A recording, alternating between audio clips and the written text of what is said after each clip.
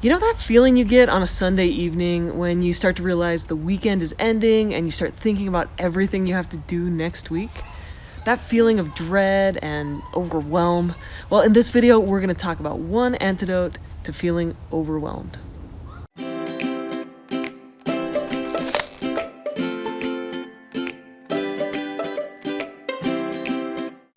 Hi everyone, Emma McAdam here. I'm a licensed marriage and family therapist, and this is my baby girl, Grace. She's my sweetie. Okay, I have two other sweeties too. So I'm making this video in my backyard while the kids play inside with my husband. So in this video, we're gonna talk about overwhelm. Hey, did you know I've got 4 courses on udemy.com on mental health topics? These courses go in depth on how to help treat depression, anxiety, PTSD, and how to learn coping skills for stress and other issues. So check those out. Right now they're on sale for $9.99 on udemy.com. So check the link in the description and let's get back to the video. So when you get overwhelmed, do you feel like paralyzed, or do you freeze up or quit? Or on the other hand, do you like run amok, like trying frantically to do everything? Or maybe you get irritable or defensive or procrastinate and avoid your tasks.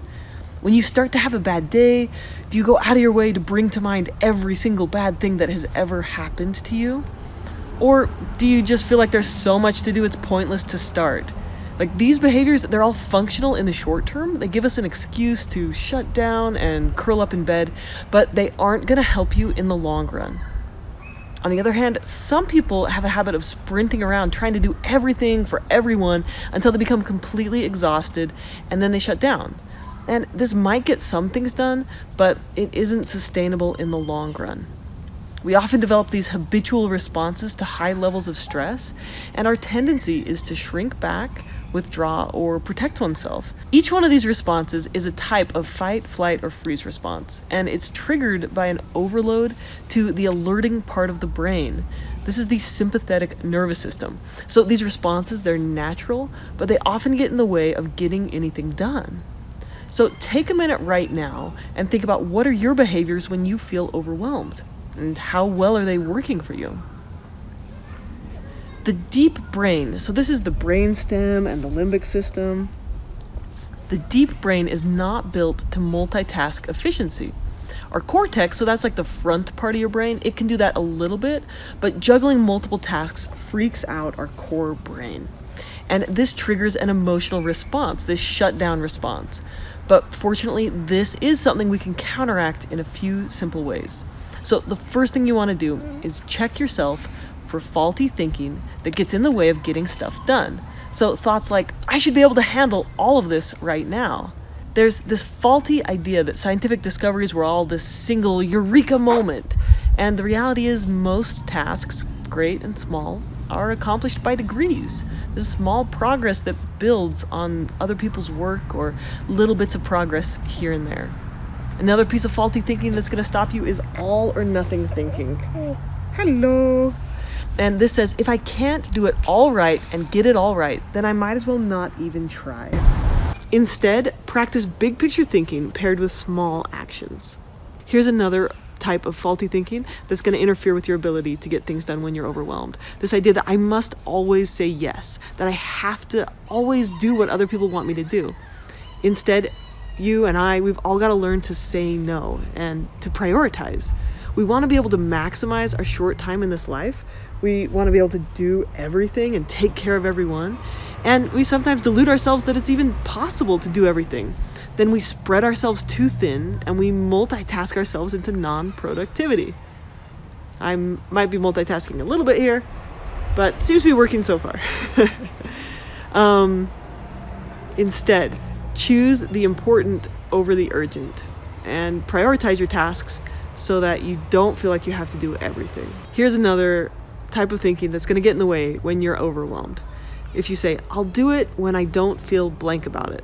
So I'll put myself out there when I don't feel scared, or I'll start writing my book when I feel motivated. Sometimes we just need to start something before our confidence and our motivation builds. So let's talk about one antidote to being overwhelmed. First, write it all down, right? Do a brain dump or a mind map, and then break it down. Break it down into small, concrete steps. Next, prioritize. So choose what's most important and say no to the least important tasks or put them off for a little bit later. And then do one thing. Just do one thing. There is immense power in just doing one thing. The hardest parts of projects are the first 1% and the last 10%. But it's usually the first 1% that stops us. If we can just take that first step, we start to get motivated, and then we often complete the project. So, for example, I recently attended this seminar that discussed the enemies to writing, and fear, uncertainty, and self-doubt were some of the main enemies to getting writing done. And the antidote was to simply start writing and work on it a little bit at a time. So I have a system where I just force myself to write even when I don't feel like it, and I tell myself just work on one section. And after I get started on one section, pretty soon I find myself going and going. I mean, this is usually at like 5 in the morning because that's the only time I have a chance to write when I have all these kids around here. But I get going and I don't want to stop, and then I get a bunch done. So just get started. I love this little meme from Veronica Dearly, though I may have needed to edit it a bit because my children might watch my channel someday in the future. So if you're thinking, how the bleep am I going to get through the next week? Make a list of what you need to get done, put your pajamas on, get an early night, get ready to kick some butt, and remember, you've gotten through all the weeks up until now. You guys got this. So check out my video on catastrophizing if you want to learn more about recognizing thoughts that cause anxiety. And please share this video because you never know who needs it today. Thanks for watching and take care.